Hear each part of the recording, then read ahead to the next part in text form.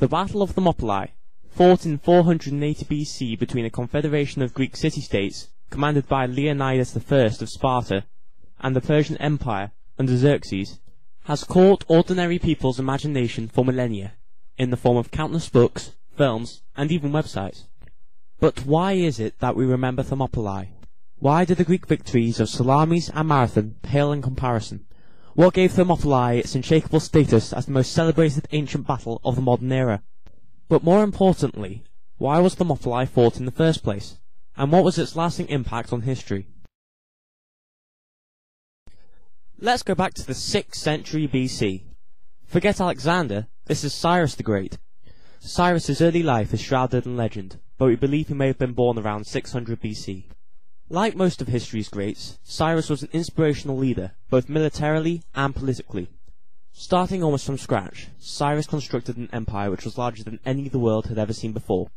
By his death in 530 BC, the empire stretched from the borders of India in the east to the shores of the Mediterranean in the west. Historians often call this the Achaemenid Empire, after Cyrus's dynasty, but we'll give it its more common name, the Persian Empire. Uncharacteristically for a blitzkrieg-built domain, the Persian Empire remained relatively stable after its founder's death.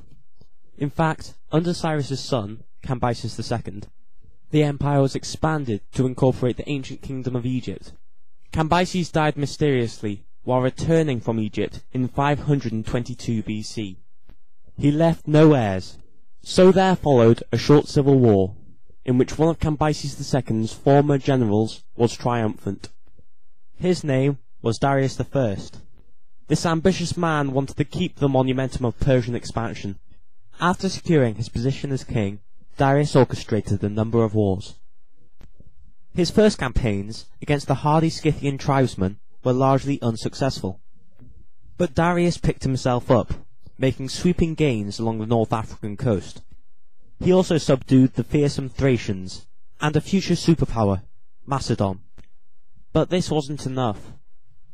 Darius would have wanted a much larger jewel to put in the Achaemenid crown, proving that despite not being of Cyrus's blood, he was of Cyrus's heart.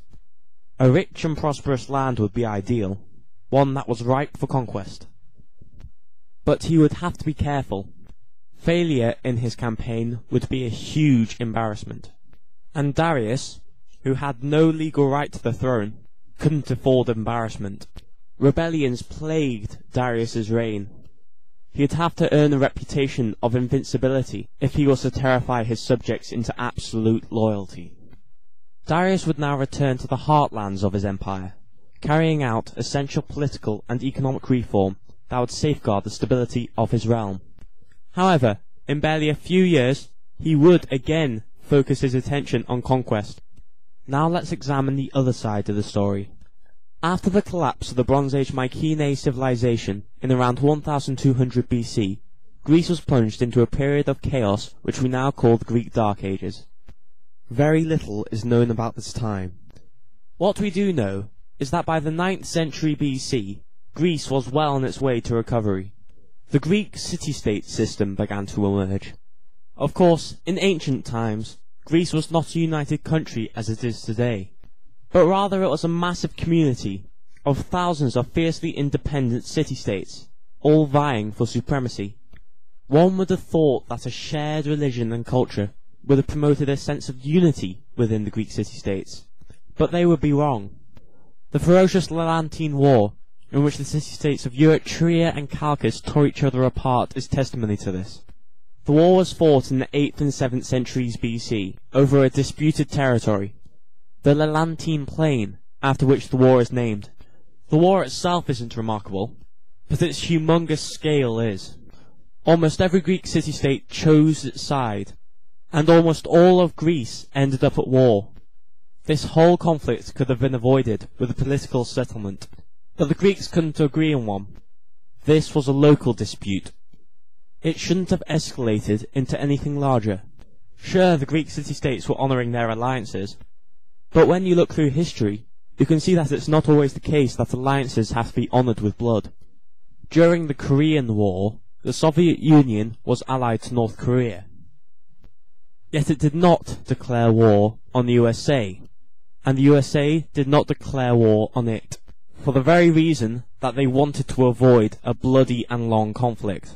It looks as if the Greeks didn't consider avoiding conflict with themselves such a priority. In fact, it looks as if the Greeks relished the chance to get back at any fellow Greeks who they perhaps had a grudge with. The war dragged on for years.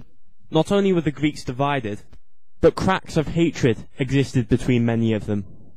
The Lelantine War was terrible, but nowhere near as terrible as the infamous Mycenaean Wars, which were fought between the kingdoms of Sparta and Messenia, also in the 8th and 7th centuries BC. After a long and bloody struggle, the Spartans emerged triumphant. What they did next was shocking. The Spartans enslaved their fellow Greeks, reducing them to little more than animals within Spartan society. Clearly, being a fellow Greek meant little more than being a fellow human. Greece was united in culture and religion, but little else. They would have to be desperate before they all fought under one banner. The city-states were similar, but they were by no means identical. When newly emerged from the Dark Ages, almost every city-state was a monarchy, meaning ruled by one. By the 6th century BC, many Greek city-states had diverged off the evolutionary path, creating unique and distinct political systems, such as oligarchy, ruled by a few in the city-state of Sparta, or a pioneering new system, democracy, ruled by all in the rising superpower that was Athens. However, many Greek city-states such as Ephesus held on to their old monarchies. The Greek city-states created many of the political systems that we still know today, but it was not only in ideas that Greece was rich. Individually, the Greek city-states were poor when compared to a behemoth such as the Persian Empire. But there were thousands of city-states, each with its own private treasury. This unity also made the Greek city-states comparatively weak. It was a prize which was well worth the risk of conquering, and Darius was looking for another target. Both these cultures were already in the cockpit. It would only take the slightest provocation to start a fight to the death. And this provocation, this small spark that set the world on fire, will be the topic of my next video. So ends my first historical presentation. The sequel to this video, which is currently under construction, will be up on YouTube shortly. If you feel the need to, subscribe so you don't miss it. Thank you very much for listening.